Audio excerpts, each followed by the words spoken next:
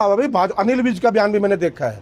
वो भी कहता है कि हमने सर फुड़वाए मंदिर के लिए, तो चंदा तो हम खाएंगे, कांग्रेस वाले कौन होते हैं पूछने वाले।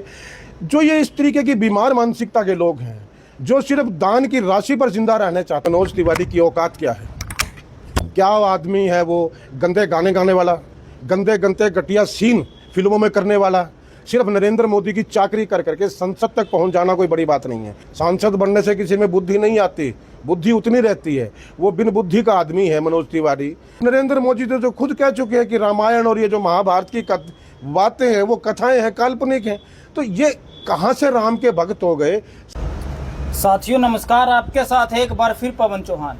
और आप सभी की जानकारी के लिए बता दें, आज की जो विशेष बातचीत हमारी होने जा रही है एक अहम मुद्दे को लेकर, जो देश भर में इस समय जो है चर्चित है, चर्चा का विषय बना हुआ है। राम मंदिर के अंदर जो चोरी हुई है उसी को लेकर आज की हमारी एक खास बातचीत रहेगी।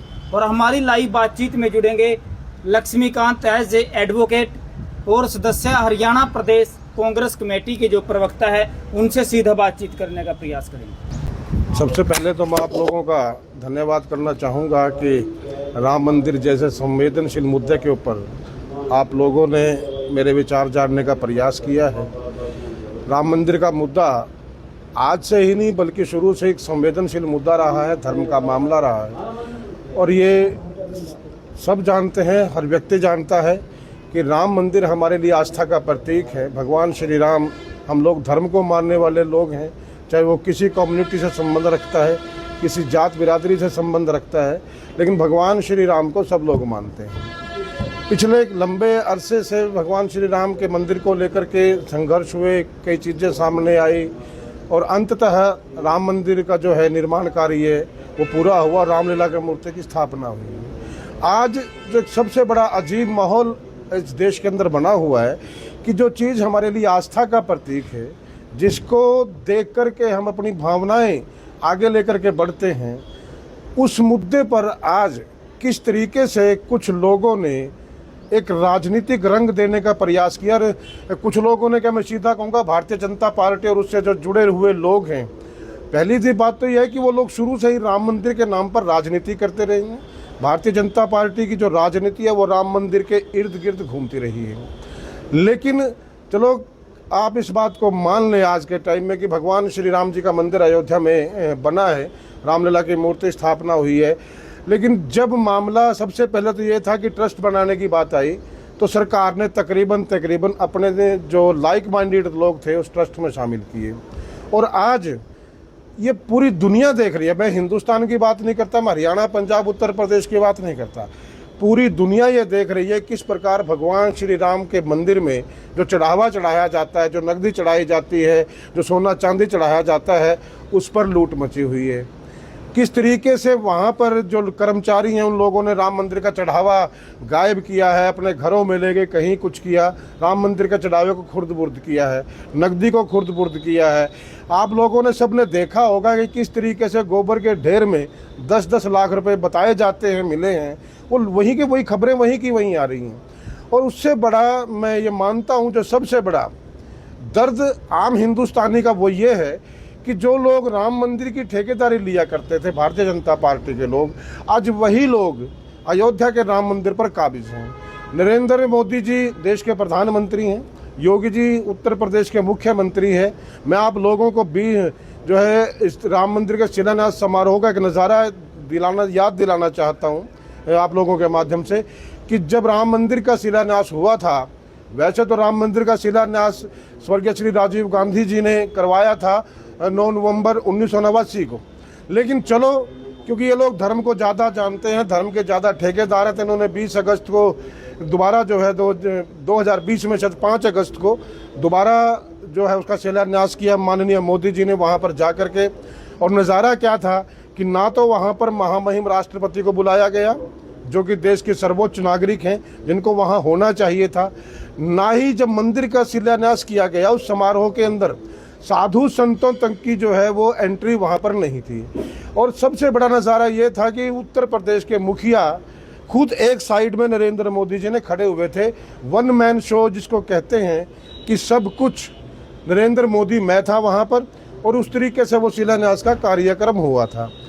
लेकिन जब शिलान्यास का कार्यक्रम अकेले व्यक्ति ने किया है तो मेरा ये मानना है जो वहाँ पर घटनाएं घटती हैं, चाहे वो अच्छी हैं चाहे बुरी हैं, जब आप अच्छी घटनाओं की जिम्मेदारी लेने के लिए सबसे आगे खड़े होते हो तो आज नरेंद्र मोदी जी एक शब्द भी राम मंदिर की लूट पर नहीं बोल रहे हैं। वहाँ पर एक ऐसा माहौल बना दिया गया है कि उससे जो कोई प्रश्न पूछता है, कोई सवाल पूछता है राम मंदिर के नाम पर, तो उसको धर्मद्रोही, राष्ट्रद्रोही घोषित कर दिया जाता है। पवन भाई, और मैं एक चीज़ और देख रहा हूँ जो सबसे बड़ी देखने की बात है। सबसे बड़ी बात यह है कि धर्म को सब लोग मानते हैं, आप भी मानते हैं, मैं भी मानता हूं, कोई भी किसी राजनीतिक दल से संबंध रखता हो, कांग्रेस के लोग हैं, दूसरे दलों के जो लोक दल के लोग हैं, किसी भी राजनीतिक दल के लोग हैं, वो तमाम लोग धर्म को मानने वाले हैं। लेकिन भारतीय जनता पार्टी के लोग कहते हैं कि हमने पेटेंट करवा लिया है धर्म को। किस तरीके से करवा लिया है? आज अगर आप सोशल मीडिया उठा करके देखें, गोदी मीडिया का तो मैं बात नहीं कर सकता क्योंकि उनके तो मुंह में दही जमी हुई है, वो कोई भी प्रश्न सरकार से पूछना नहीं चाहते, किसी मामले पर वो जाना नहीं चाहते। लेकिन सोशल मीडिया पे जो लोग ये मुद्दा उठा रहे हैं, आप जैसे भाई इस मुद्दे को लेकर के धर्म की रक्षा में सबसे आगे खड़े हैं, आप जैसे भाई, वहाँ पर भाजपा के लोग इसका बचाव कैसे करते हैं? उनके पास बचाव का रास्ता नहीं है। ये पता भाजपा के लोगों को भी है कि मंदिर के चढ़ावे की चोरी हुई है, सबको पता है, लेकिन बेशर्मी इस हद तक जा चुकी है कि भाजपा से जुड़े लोग आज ये कहते हैं कि मंदिर हमने बनवाया था, मंदिर का संघर्ष हमने किया था, तो चढ़ावा पूछने वाले दूसरे लोग कौन होते हैं?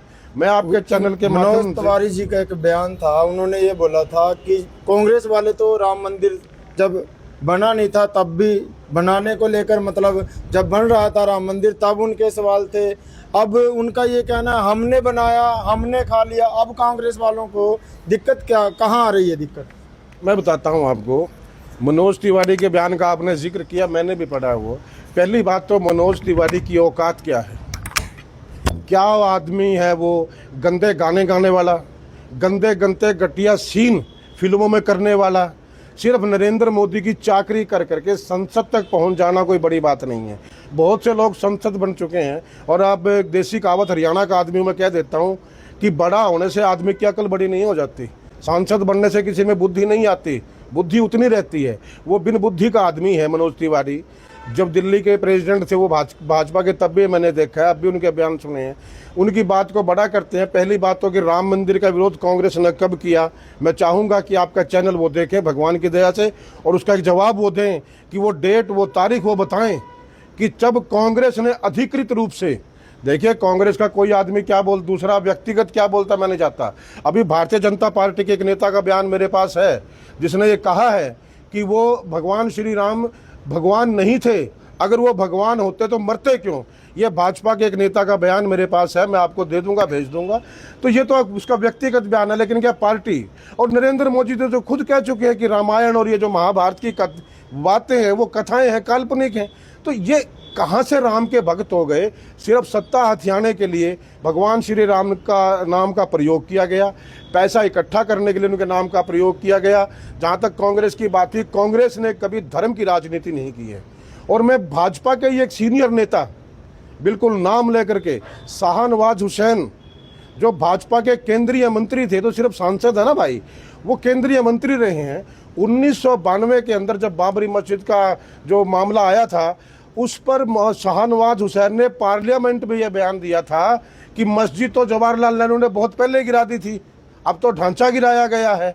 तो मोहम्मद शाहनवाज हुसैन कहते हैं कि मंदिर के पक्ष में कांग्रेस है, और मनोज तिवारी कहते हैं कि कांग्रेस जो है मंदिर के पक्ष में नहीं है। तो मैं चाहूँगा कि आपका चैनल वो देखें और दोनों भाई आपस में डिसाइड करें कि दोनों में कहना क्या चाहते हैं। दूसरी बात जो सबसे बड़ी मैं इस देश के आम नागरिक को आपके चैनल के माध्यम से बताना चाहूँगा, चलो मान लीजिए थोड़ी देर के लिए कि भारतीय जनता पार्टी के लोगों ने संघर्ष किया राम मंदिर के लिए, तो राम मंदिर के लिए संघर्ष किया था या चढ़ावा खाने के लिए संघर्ष किया था या वहाँ की सोना चांदी लूटने के लिए संघर्ष किया था?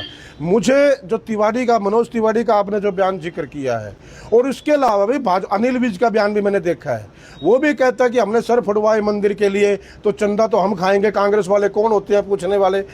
जो ये इस तरीके की बीमार मानसिकता के लोग हैं, जो सिर्फ दान की राशि पर जिंदा रहना चाहते हैं, जो संघर्ष नहीं कर सकते, जो भाई दान लोगों ने दिया, चंदा लोगों ने भगवान के नाम पे दिया, जो डकार मारना चाहते हैं, तो यह मानसिकता कौन सी मानसिकता है कि चंदा भी हम खाएंगे, पैसे भी हम खाएंगे। अब इससे ज़्यादा मेरे ख्याल में राजनीति में शर्मिंदगी और लानत की बात नहीं आ सकती कि जब भाजपा के लोग खुलेआम आकर के कह देते हैं कि भाई हमने बनाया था तो पैसे भी हम ही खाएंगे। कांग्रेस कभी इस नीति पर नहीं चली है। अगर कांग्रेस इस नीति पर चलती तो मैं आपको बताना चाहता हूं और जनता तक ये संदेश भी देना चाहता हूं कि अगर कांग्रेस इस नीति पर चले और भाजपा ये चाहती है कि मंदिर उन्होंने बनाया तो चंदा वही खाएंगे, तो उनको याद रखना चाहिए कि हिंदुस्तान के अंदर तमाम स्कूल, तमाम कॉलेजेस, तमाम हॉस्पिटल कांग्रेस के शासन में बने हैं। तो इस हिसाब से तो भाजपा के लोगों को ना हॉस्पिटल में जाना चाहिए, ना स्कूल में जाना चाहिए, ना कॉलेज में जाना चाहिए, क्योंकि तो कांग्रेस ने बनाए हैं, उन पर तो कांग्रेसियों का अधिकार है, कांग्रेस के लोग ही जाने चाहिए। लेकिन कांग्रेस ये राजनीति नहीं करती, ये बड़ा दुखद है। और उससे भी दुखद जो है वो है प्रधानमंत्री नरेंद्र मोदी की इस दान घोटाले पर, इस दान चोरी पर चुप्पी। क्योंकि कई ऐसे मामले हैं, मैं एक सिंधी परिवार का देख रहा था वीडियो, गुजरात का परिवार है, वो कहते हैं कि हमने 200 करोड़ रुपए की चांदी दान दी, 200 करोड़ रुपए की चांदी दान दी थी 2020 में, जिसकी ना हमें कोई रसीद मिली, ना हमें उसके बारे में कुछ बताया गया। आज हमें उसका कुछ पता नहीं है। और ये एक नहीं, हज़ारों घरों की कहानी है। मैं फिर कहूँगा कि चंदा भगवान श्री राम के नाम पर लोगों ने दिया है, चढ़ावा मंदिर में सब जाते हैं, हम भी जाते हैं भाई। मेरे पास 1 पैसा तो मैं 1 पैसा चढ़ा देता हूँ, आपके पास 10 पैसे हैं 10 चढ़ा दोगे, तो वो तुम्हारी बपौती थोड़ी बन गई। तो ये मानसिकता बड़ी गलत है। और मैं चाहूँगा आपके चैनल के माध्यम से सरकार से अनुरोध करूँगा कि वो इसकी एक पूरी जांच करवाएं। जो लोग असल में दोषी हैं, वो जो 14,000 15,000 रुपये तनख्वाह लेने वाले लोग हैं, गजब की चीज़ है कि 14,000 तनख्वाह लेने वाला आदमी फॉर्च्यूनर में चलता है, तो भाई कुछ तो गड़बड़ झाला होगा। बड़ी मछलियों को बचाया जा रहा है और छोटे लोगों को फंसा करके इसकी लीपा पोती की जो प्रयास किए जा रहे हैं वो बड़ा दुखद है कि चोरी भी हम करेंगे और जांच भी हम ही करेंगे। एसआईटी क्या है? यही तो चीज़ है कि चोरी हमने की है, वो मानते हैं, खुद मान रहे हैं वो तो ये बात कि हमने भाई खाया, हमने बनाया था, हमने खा लिया, तो जांच भी वही करेंगे। बड़ा दुखद है। सरकार को चाहिए लोगों की भावनाओं की कदर करे और इस विषय को, जो भी इसमें दोषी हैं उनको, चाहे कितना बड़ा व्यक्ति है, उसके खिलाफ कार्रवाई हो। धन्यवाद।